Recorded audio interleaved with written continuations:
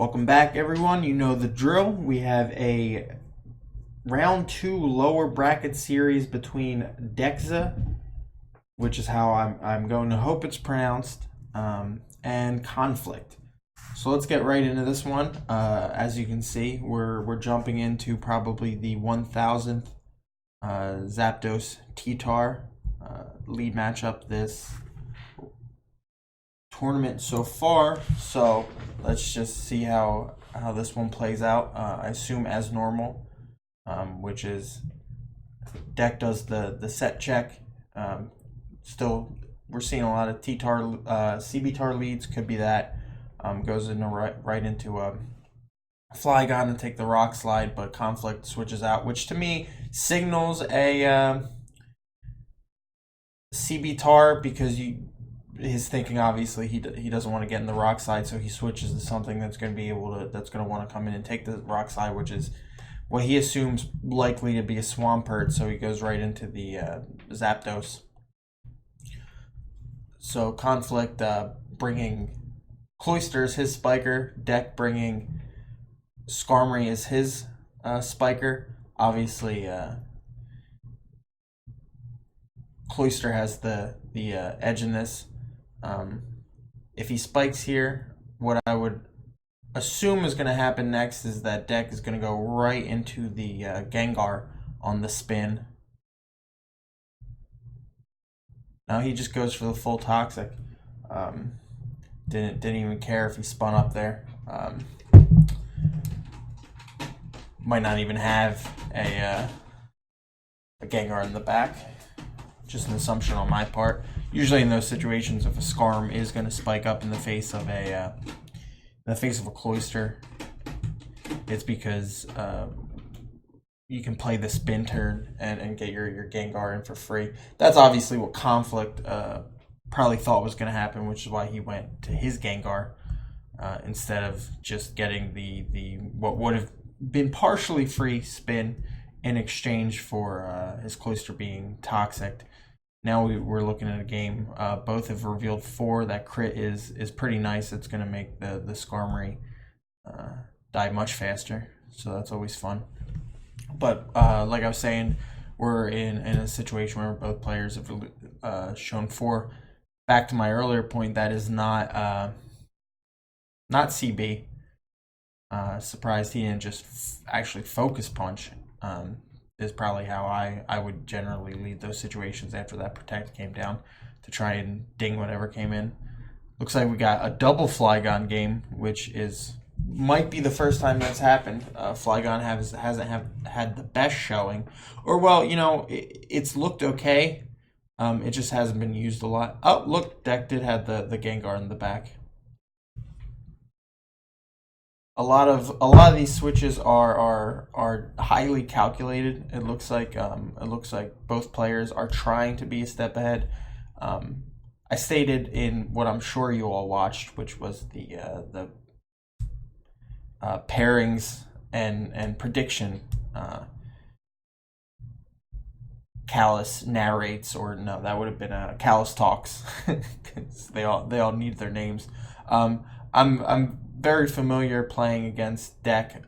He likes to play ahead, and he's very, very good at it. I don't have much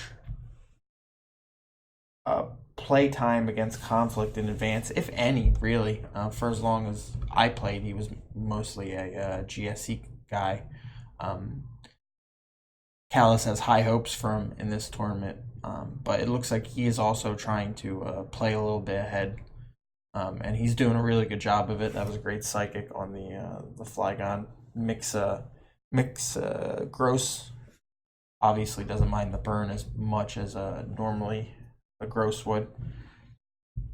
I've been so caught up in just the generals of the game that I don't think I've talked about it on a turn-by-turn basis, but things are going pretty interestingly so far. It's a tight one. We'll see who can. Conflict not having the Blissey in the face of a Gengar can always be rough, which is why that pursuit, I'm sure, on the Gross is on there. That was a good nail. That's going to make it so maybe the Gengar doesn't get to put in as much work against this kind of team as it normally would, especially with 3 layers of spikes down and Conflict never really getting a chance. Although he's not really he's got 3 things that are affected. We got the Gross, who's going to be near dead next time it comes in.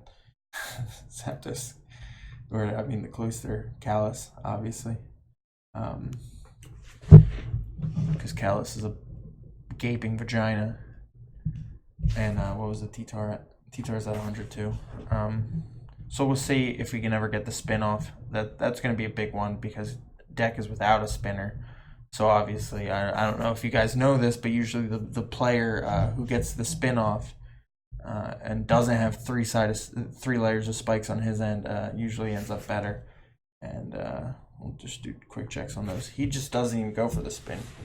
I wonder if he has it. That was really interesting because no, I guess he just wants to kill. You know what? At the end of the day, I guess he was just thinking I would rather kill the Blissey than because Blissey is probably going to expect a spin there, so just heal up, or surf to catch the Gengar, which would have killed the Gengar, and then the spin is free after that. I could probably explain it better if I was not looking at this at a more macro level. But that boom is nice for that Zapdos. That I assume is probably why he did it. That Zapdos looks to be in a really good spot, especially with the other. And that's a Slowgar, which is obviously why I took the Pursuit Without Dying. Timid definitely paid off. As you can see, Conflict is timid. And so, that wake up is huge, especially if that's not T-Wave. But he can play the Toxic around, especially with the Flygon. It's going to be tough. I think this Zapdos is going to clear too much up. I think that was a really good macro play by Conflict to take that opportunity to just boom on a Blissey that's probably healing up that turn. Because while obviously you don't like to see 3 layers of spikes on your side, killing a Blissey when the rest of the team can't really deal with the timid Zapdos, that just ends it there. Ice Punchless Gengar for the first time this tournament that I've seen. I assume there'd be no reason to not Ice Punch there if he had it. Sunny day.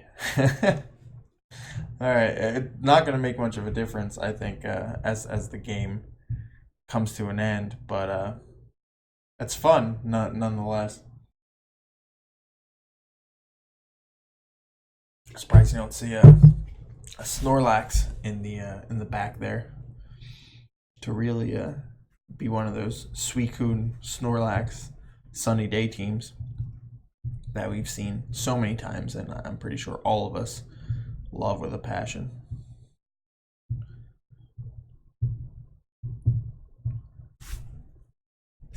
This, by the way, looks like it's likely just gonna end it. That comes in at 50.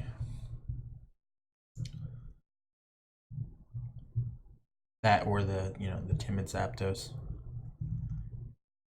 So not much to talk about as this one wraps up. I don't think deck even has any luck methods out of it. I think this one is just locked. So like I said, really good play by Conflict to just take that boom on the Blissey when he had it, so that the rest of his team can just push through pretty easily. No fault of Dekzeh. I would personally play the same way. What are the odds of that boom coming down there? Definitely expect a spin, and if it's not a spin, it's a surf or Ice Beam into the Gengar to finish it off. It looks like he probably expected the surf or the Ice Beam. He's going to take that opportunity to heal up, and then probably would have went into the Gengar next. Instead, Conflict just takes the boom so they can push through with the timid Zapdos and the Gengar. Maybe I was no, he still has the Zapdos in the back, which is definitely not Callous, because he does not have a big pecker.